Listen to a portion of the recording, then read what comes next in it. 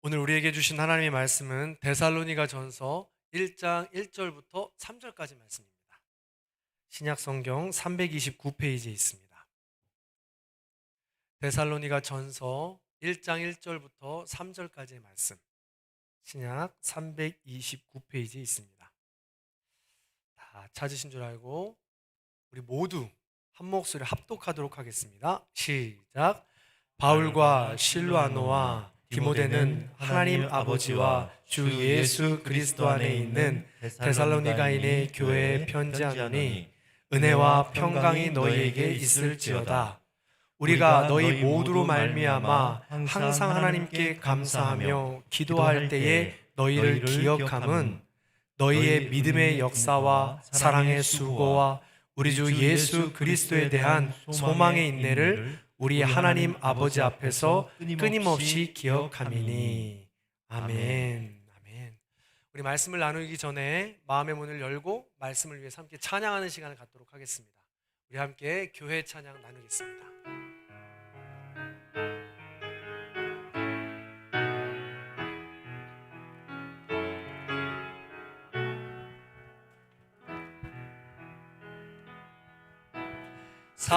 사람이 넘치기보다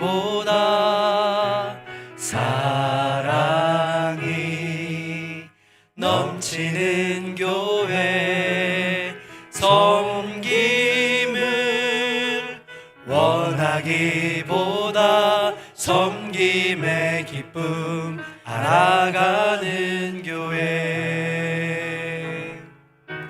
세상이 주목하기보다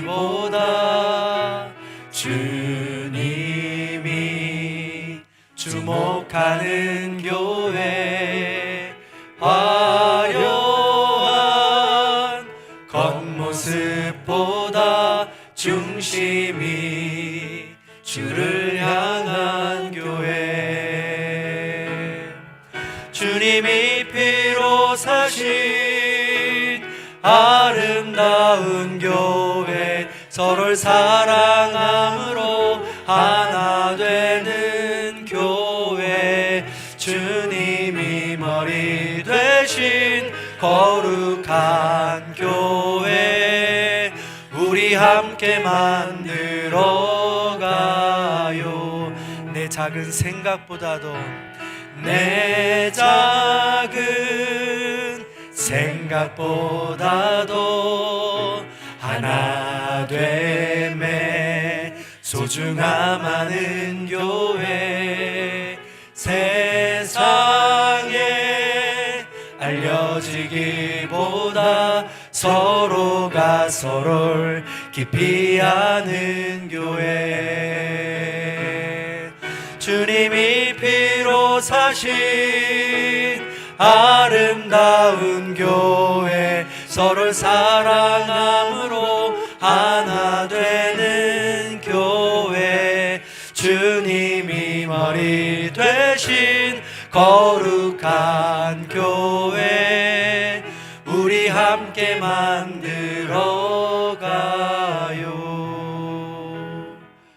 당신이 지쳐서 기도할 수 없고 눈물이 빗물처럼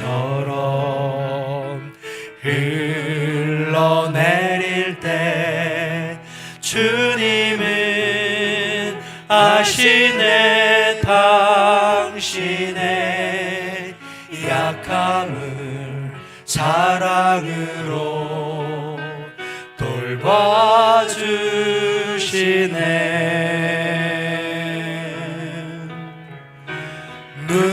누군가 널 위하여, 누군가 기도하네.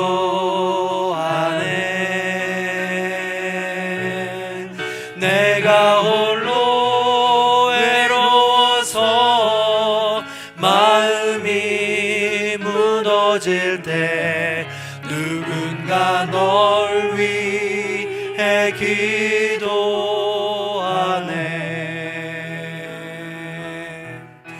당신이 외로이 홀로 남았을 때 당신은 누구에게 위로를 얻나?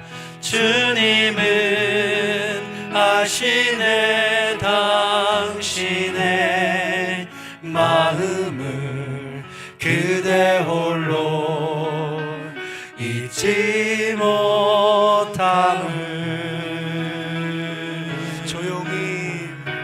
조용히 그대 위해 누군가 기도하네.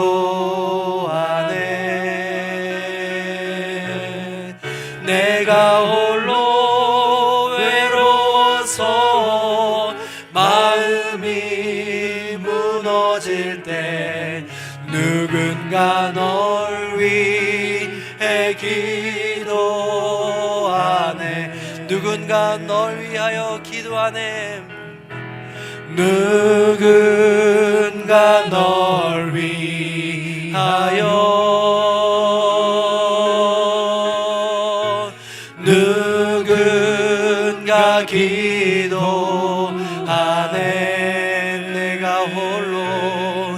내가 홀로 외로워서 마음이 무너질 때 누군가 널 위해 기도하네.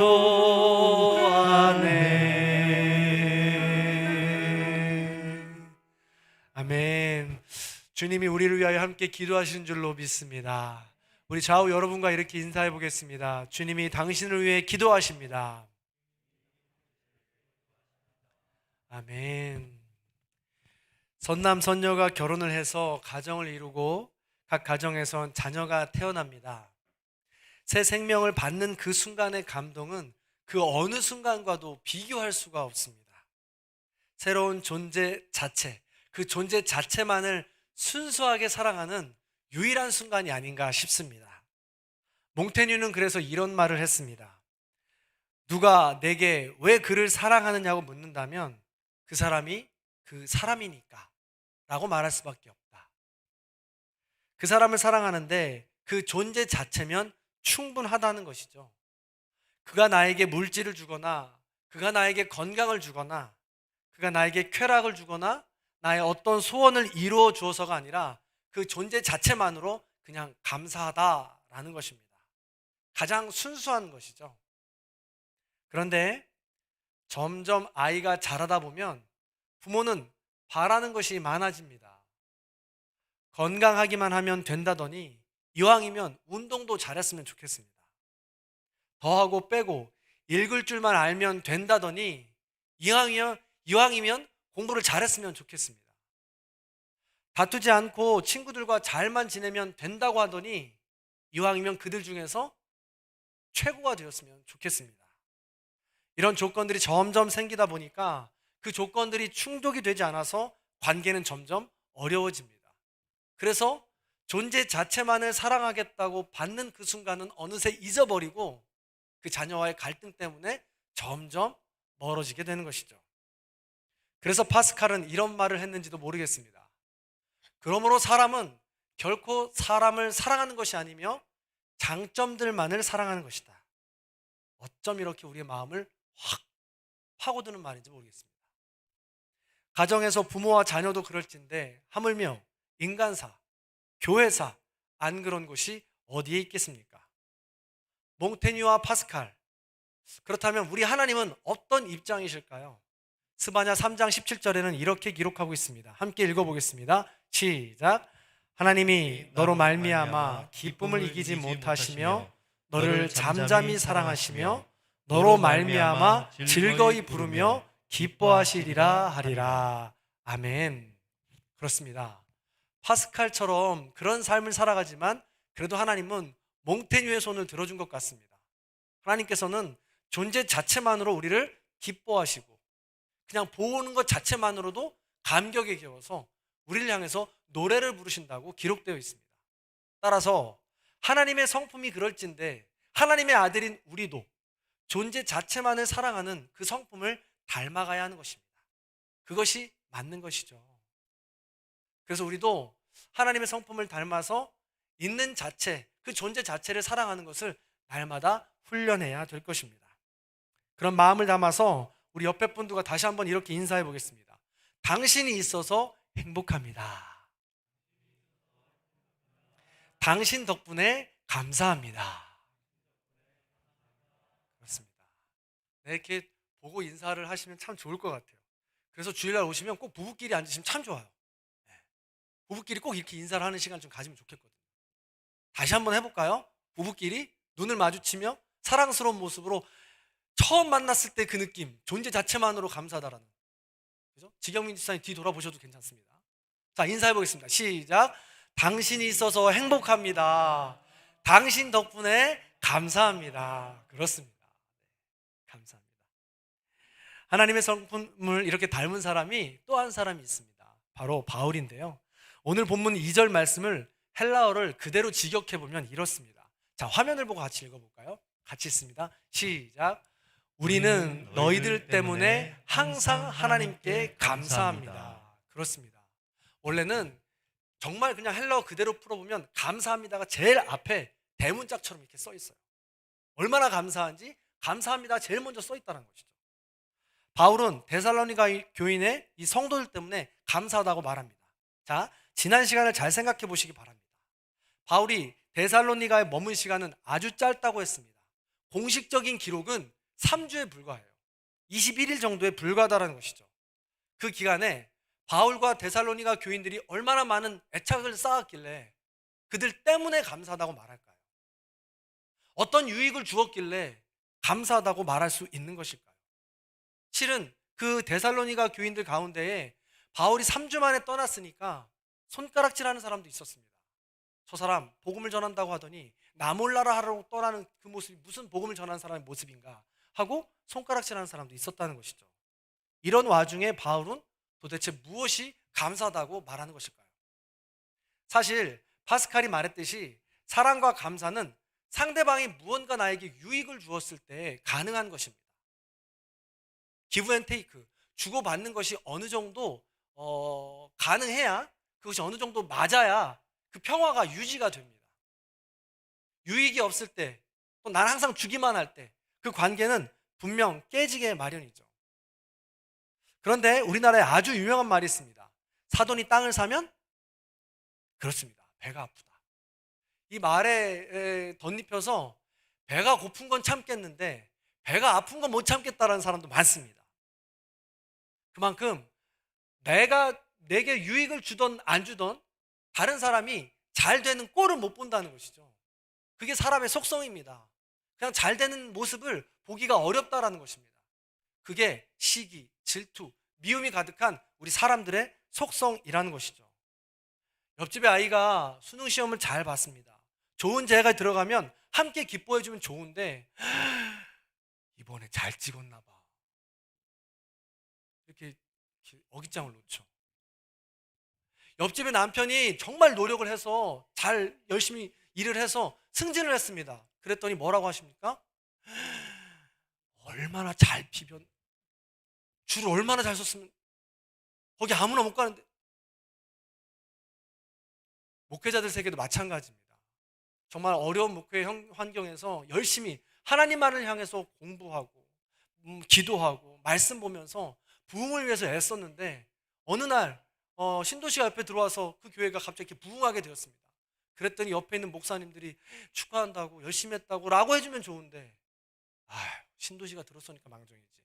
거기서 부흥 못하면 목회하지 말아야지. 다 똑같습니다. 이런 환경들을 봤을 때 존재 자체만을 두고 사랑한다는 것, 내게 무엇을 유익을 주지 않아도 그 자체만으로 살아간다는 것이, 그 자체만으로 살아간다는 것이 굉장히 어려운 일임을 우리는 알 수 있습니다. 그런데 바울은 데살로니가 교인들이 그렇게 큰 유익을 준 것도 아닌 것 같은데 그들 때문에 감사하다고 행복하다고 이야기하고 있습니다. 사랑한다고 말하고 있어요. 어떻게 도대체 무슨 일이 있었어? 또한 무엇 때문에 그렇게 감사한다고 말하는 것일까요? 우리 한번 나눠보도록 하겠습니다. 너희들 때문에 감사, 도대체 무엇이 감사한 것일까? 오늘 성경 3절 말씀을 같이 한번 읽어보겠습니다. 자, 3절입니다. 같이 읽습니다. 시작. 너희의 믿음의 역사와 사랑의 수고와 우리 주 예수 그리스도에 대한 소망의 인내를 우리 하나님 아버지 앞에서 끊임없이 기억함이니. 아멘. 데살로니가인들의 교회는 세 가지를 통해 감사했습니다. 첫 번째로 믿음의 역사입니다. 믿음의 역사라고 하면 해석이 좀 어렵습니다. 3주밖에 안 있었는데, 21일 정도밖에 안 있었는데 무슨 역사인가라는 것이죠. 그래서 이 에르곤이라는 헬라어를 풀어보니까 일, 행위, 사건으로 이렇게 해석할 수 있습니다. 그래서 다시 믿음의 행위라고 해석할 수 있겠죠. 근데 이 행위라는 뉘앙스가 별로 이렇게 썩 좋지 않습니다. 그래서 저는 믿음의 행동이라고 해석하겠습니다. 즉, 믿음의 행동 때문에 데살로니가 교인들을 향해서 감사하다고 했습니다. 자, 사람은요, 믿는 대로 행동하게 되어 있습니다. 우리가 병원에 가는 이유는 내가 질병을 나을 수 있다라는 믿음 때문에 병원에 가는 행동을 하는 것입니다. 믿는 대로 행동하는 것이죠. 그럼 건강을 최우선으로 믿습니까? 그럼 건강하기 위해서 좋은 것을 찾아 먹는 행동을 합니다. 건강하기 위해서 좋은 운동을 찾아가는 행동을 합니다. 믿음대로 행동한다는 것이죠. 돈을 최우선으로 하십니까? 그렇다면 어떠한 불이익이 다가와도, 어떠한 부조리 속에서도 돈을 얻는 행동을 하게 되어 있습니다. 누군가 마음이 아파서 울든 말든 상관이 없습니다. 돈을 얻는 행동이라면, 얻을 수만 있다면 그 행동을 한다는 것이죠. 또한 성공을 믿습니까? 성공을 해야 된다는 생각 때문에 수단과 방법을 가리지 않고 그 행동을 하게 됩니다. 당연히 믿음은 행동과 더불어 나오게 되어 있습니다. 다시 말해서 우리가 건강한 믿음을 갖는가 아닌가는 나의 삶을 보면 알 수 있습니다. 하나님을 믿습니까? 그렇다면 하나님을 믿는 사랑, 정의, 공의, 평화, 나눔, 십자가의 모든 은혜가 우리의 삶을 통해서 드러나게 되어 있습니다. 그래서 내가 지금 건강한 믿음인지 아닌지는 나의 삶의 행동을 보면 알 수 있습니다. 야고보는 이야기했습니다. 행함이 없는 믿음은 죽은 믿음이라고 했습니다. 바울도 말했어요. 아주 많은 사람들이 바울은 믿음을 중요하게 생각했다고 해서 행함은 뒤로 젖혀놓습니다. 아니요. 고린도전서 3장에 보면 분명하게 말하고 있습니다. 이 땅에서 행했던 모든 행함들은 반드시 심판을 받을 것이다 라고 성경은 기록하고 있습니다. 이것처럼 믿음대로 행하는 행동은 반드시 같이 드러나게 되어 있습니다. 데살로니가인들은 믿음으로 하나님을 아버지라고 불렀고 믿음으로 예수를 그리스도라고 고백하고 영접했습니다. 그래서 그들의 삶의 행동이 드러났습니다. 우상들을 버리기 시작했고 음란함을 버리기 시작했습니다. 그리고 함께 있는 모든 이들을 사랑하고 아끼는 삶으로 변화되었다는 것입니다. 이 속에서 이때 기득권의 박해도 있었습니다. 이런 박해 속에서도 그 믿음을 지켜나가기 위한 행동이 그들에겐 돋보였던 것이죠. 바울은 이런 데살로니가인들 때문에 감사했던 것입니다. 자, 두 번째입니다. 바울이 데살로니가인들 때문에 감사했던 두 번째 이유는 사랑의 수고입니다. 자, 따라해 보시겠습니다. 사랑의 수고. 그렇습니다. 믿음의 행동은 굉장히 중요합니다. 그런데 자칫 잘못하면 이 믿음의 행동은 자기 신념으로 전락해 버릴 수 있습니다. 인간은 지극히 자기중심적이기 때문에 성경도 사실은 내가 처한 상황과 여건에 따라서 해석이 달라져요. 아전인수라고 하잖아요. 논밭에 우리 집으로 우리 논으로 물을 꼴을 대는 것처럼 똑같이 내 상황과 내 형편에 맞게 성경도 해석해 버리기 때문에 그 믿음이 자기 신념으로 변질될 수 있다는 것입니다. 참으로 슬픈 일이죠. 그런데 그 믿음이 잘못된지도 모르고 신념에 따라서 목숨을 잃는 사람도 많습니다. 그것만큼 억울하고 안타까운 일이 어디 있겠느냐는 것입니다. 그런 의미에서 건강한 믿음의 행동은 반드시 사랑의 수고를 동반하게 되어 있습니다. 사랑의 수고. 내가 믿음의 행동을 건강하게 하고 있는지 아닌지를 살펴보려면 내 삶에 사랑의 수고가 드러나는지 아닌지를 점검해 보면 알 수 있다는 것이죠. 자, 그러면 사랑의 수고는 당연히 우리의 물질과 우리의 시간을 퍼붓는 것을 말합니다. 우리의 에너지가 들어가는 것이죠. 그런데 막연하게 우리의 에너지를 퍼붓는 것으로 끝나는 것이 아닙니다. 여기서 수고라는 단어는 헬라어로 코포스라고 합니다. 근데 이 코포스가 콥토라는 이 동사에서 왔는데, 콥토라는 동사가 뭐냐면 때리다라는 뜻이에요. 치다라는 뜻입니다. 그래서 사랑은 때려서 만드는 거예요. 사랑은 쳐서 만드는 겁니다. 이렇게 이야기했더니 어떤 분이 그런 말을 해요. 그럼 우리 옛말이 맞나 봐요. 아내와 부고는 3일마다 한 번씩 때려야 된다 그러는데 사랑을 만들려면 그렇게 아니죠. 아니죠.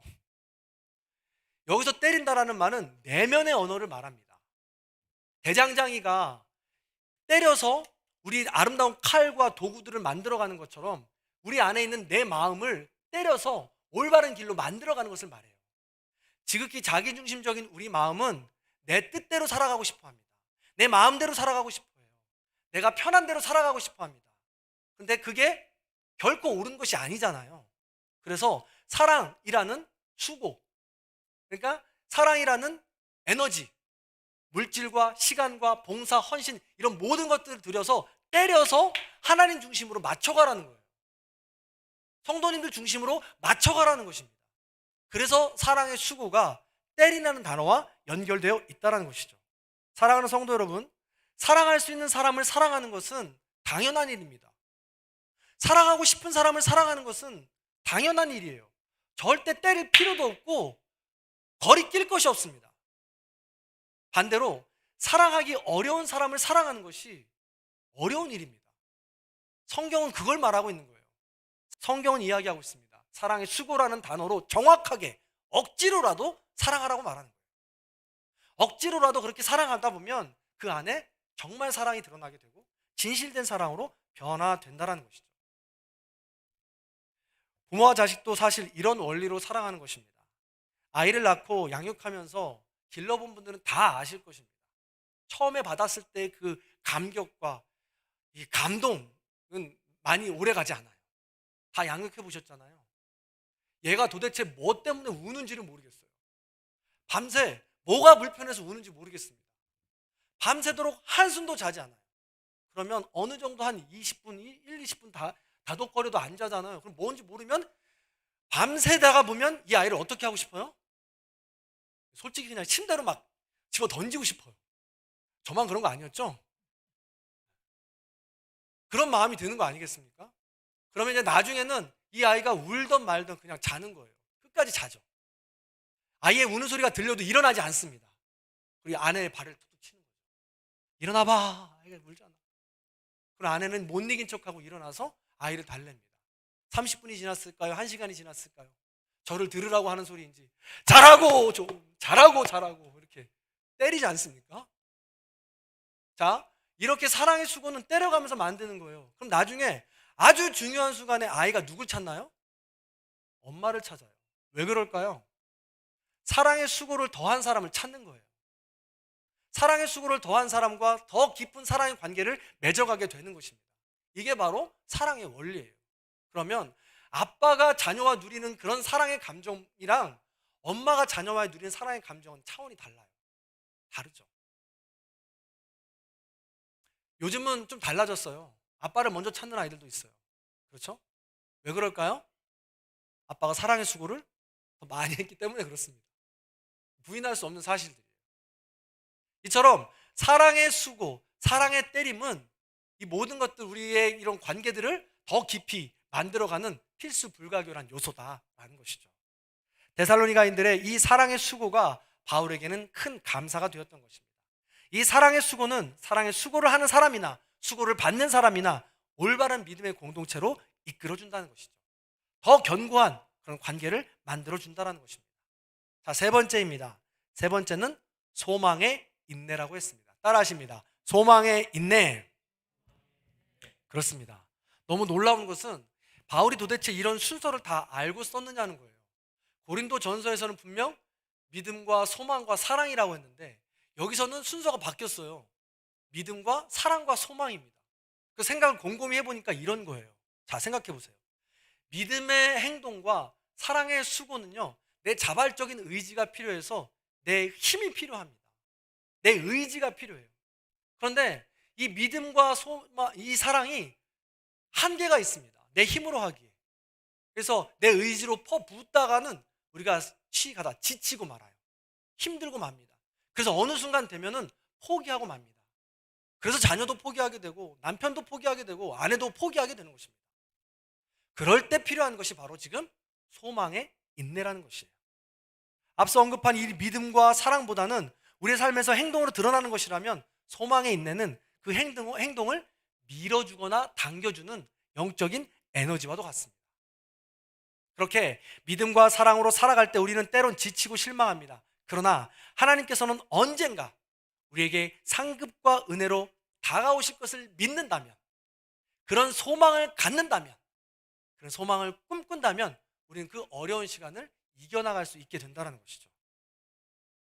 그리스도인으로서 이 땅에서 받는 박해와 고난은 세상 사람들이 겪는 박해와 고난에 완전 차이가 있습니다.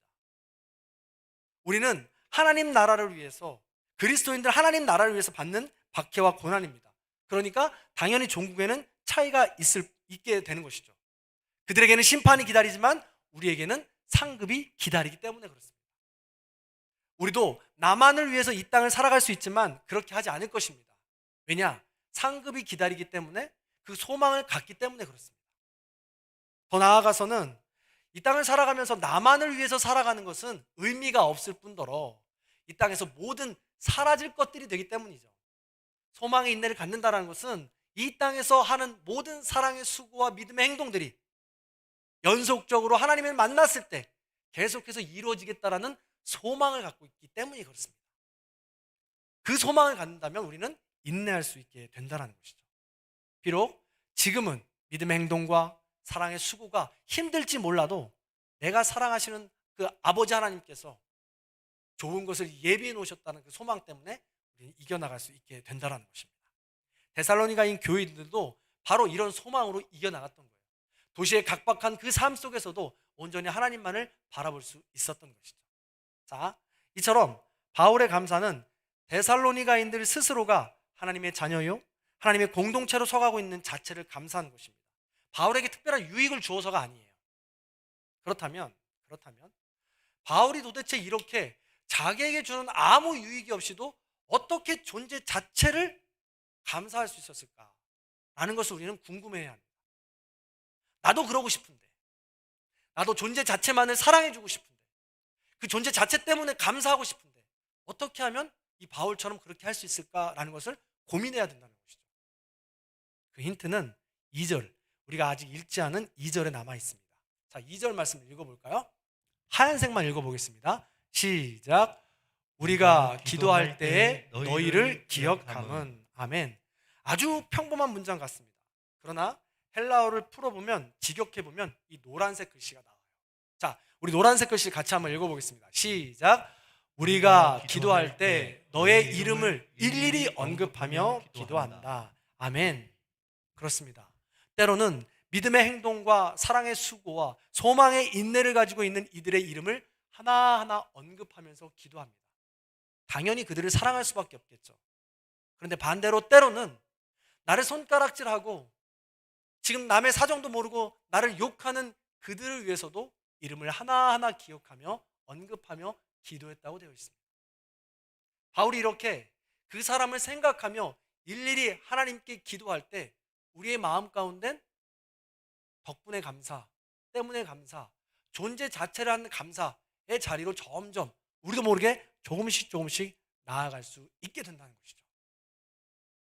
그래서 우리는 사랑할 수 있는 사람들을 위해 기도하는 것은 당연하거니와 사랑할 수 없는 사람을 위해서 일일이 이름을 기억하면서 기도하는 것, 이것이 바로 하나님의 성품을 닮아가는 중요한 원리다, 중요한 비결이다 라는 것을 기억해야 할 것입니다.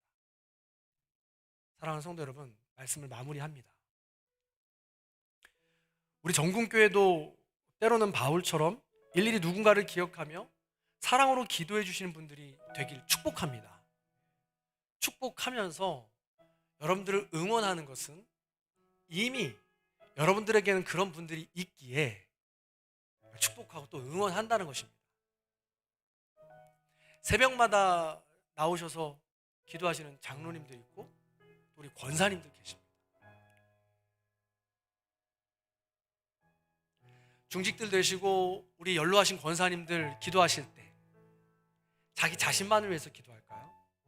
자기 자식들만을 위해서 기도할까요?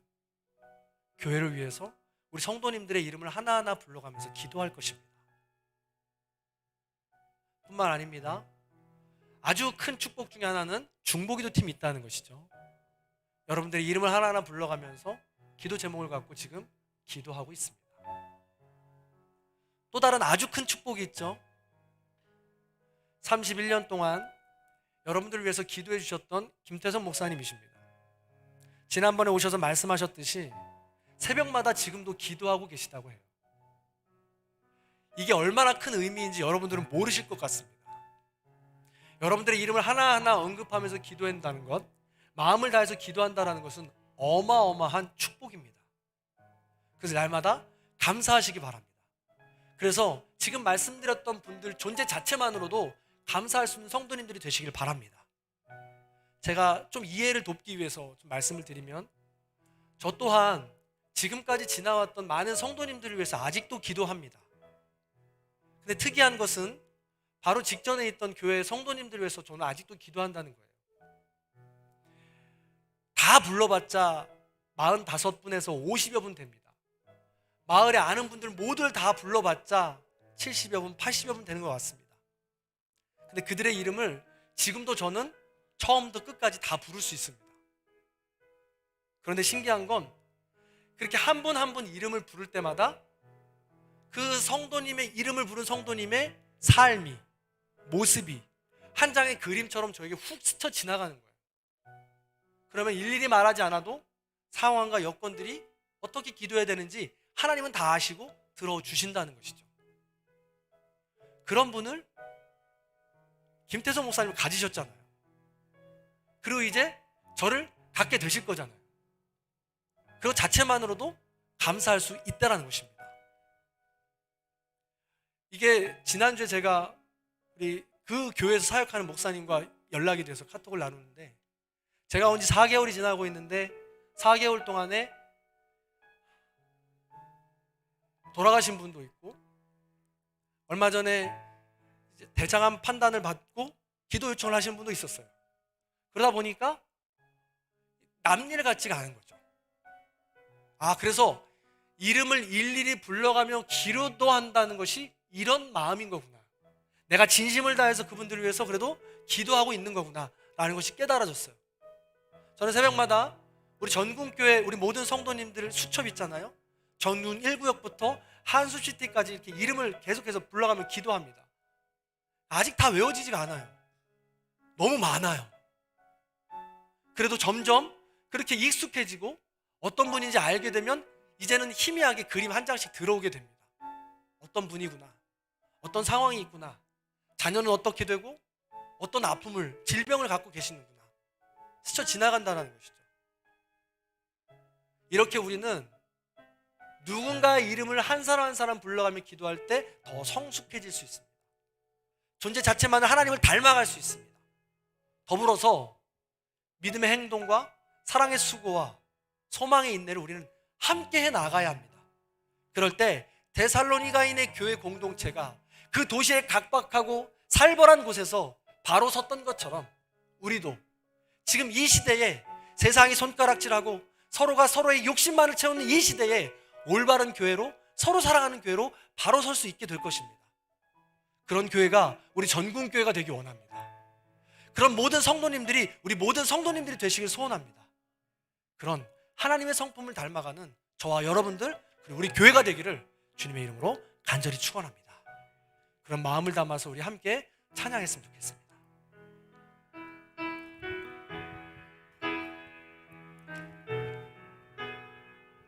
당신이 지쳐서, 당신이 지쳐서 기도할 수 없고 눈물이 빗물처럼 흘러내릴 때 주님은 아시네 당신의 약함을 사랑으로 돌봐주시네.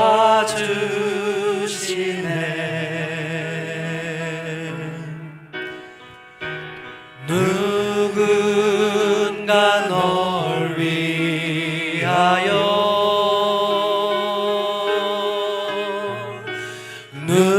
누군가 기도하네.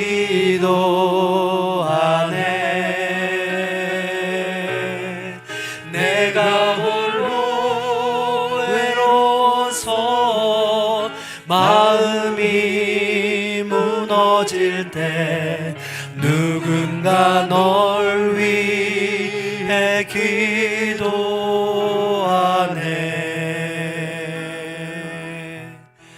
당신이 외로이 홀로 남았을 때 당신은 누구에게 위로를 얻나. 주님은 아시네 당신의 마음을 그대 홀로 잊지 못함을.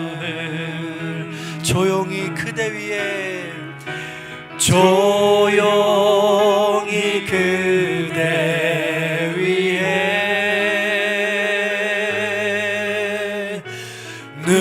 누군가 기도하네.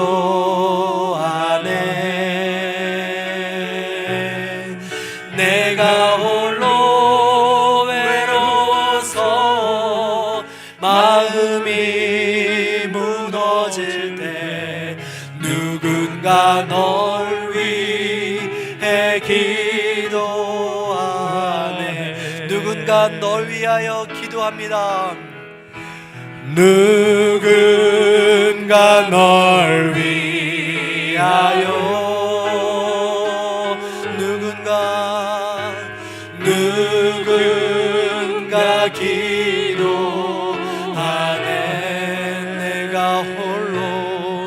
내가 홀로 외로워서 마음이 무너질 때 누군가 널 위해 기도하네. 아멘. 우리 말씀을 기억하며 조용히 기도하는 시간 갖겠습니다. 누군가 외로이 있을 우리 성도님을 위해서 기도합니다. 누군가 상처로 있을 성도님을 위해서 지금도 기도하고 있습니다. 그 사랑을 받아서 우리도 이제 믿음의 행동으로, 사랑의 수고로, 소망의 인내로 다시금 일어나기 원합니다. 하나님 함께하여 주시옵소서. 더불어서 이제 나도 누군가를 위해 기도할 수 있는, 존재 자체를 사랑할 수 있는 바울과 같은 하나님의 성품을 닮아가기 원합니다. 함께하여 주시옵소서. 우리는 그런 기도 제목 가지고 나 자신을 위해서 우리 함께 기도하도록 하겠습니다. 주여 아버지 하나님 도와주시옵소서. 하나님의 마음을 닮아가기 원합니다. 하나님의 성품을 닮아가기 원합니다. 누군가 나를 위하여 기도하고 있습니다. 나도 이제 누군가를 위하여 기도하기 원합니다. 존재 자체를 사랑하기 원합니다. 믿음의 행동과 사랑의 수고와 아버지 하나님의 행함의 결단으로 나아가기 원합니다. 소망의 인내로 나아가게 하여 주시고 하나님 뜻 가운데 나아갈 수 있는 삶이 될 수 있도록 인도하여 주시옵소서. 부족하고 연약합니다. 연약하여 날마다 내 마음 가운데 자기 중심의 모습으로 시기하고 질투하고 그 사람들을 다투고 살아가고 있습니다. 그런 우리를 용서하여 주시고 오직 하나님이 가르쳐주신 그 사랑으로 더 사랑하며 나아갈 수 있는 삶이 될 수 있도록 인도하여 주시옵소서. 감사합니다. 그 사랑의 수고를 마다하지 않는 우리 모두가 될 수 있도록 도와주시옵소서. 감사합니다. 주님 함께 주시옵소서. 사랑이 많으신 하나님 감사합니다. 우리에게 바울과 같은 기도의 동역자들을 붙여주시니 감사를 드립니다. 누군가 나를 위하여, 우리를 위하여 기도하고 있다는 것이 얼마나 큰 은혜이고 감사인지 모르겠습니다. 우리가 날마다 그것을 기억하고 우리의 삶 가운데 믿음의 행동과 사랑의 수고를 마다하지 않게 해주시며 소망의 인내로 승리하는 삶을 살아갈 수 있도록 인도하여 주시옵소서. 그래서 더 이상 영적인 아이로 머무르는 것이 아니라 더 앞으로 나아가서 우리 또한 바울처럼, 하나님처럼, 예수 그리스도처럼 누군가를 위하여 중보할 수 있는 삶이 될 수 있도록 인도하여 주시옵소서. 그리하여 그 존재 자체를 사랑할 수 있는 성숙한 사랑의 하나님의 자녀가 될 수 있도록 인도하여 주시옵소서. 비록 지금은 힘들지만 사랑하고 싶지 않은 그 사람까지도 사랑의 수고로 기도하며 나아갈 때 우리가 그렇게 날마다 성화의 삶으로 거듭나고 변화될 줄로 믿습니다. 그런 하나님의 자녀가 될 수 있도록 우리를 인도하여 주시옵소서. 그렇게 함께 하실 주님을 기대하며 예수 그리스도의 이름으로 간절히 기도하옵나이다.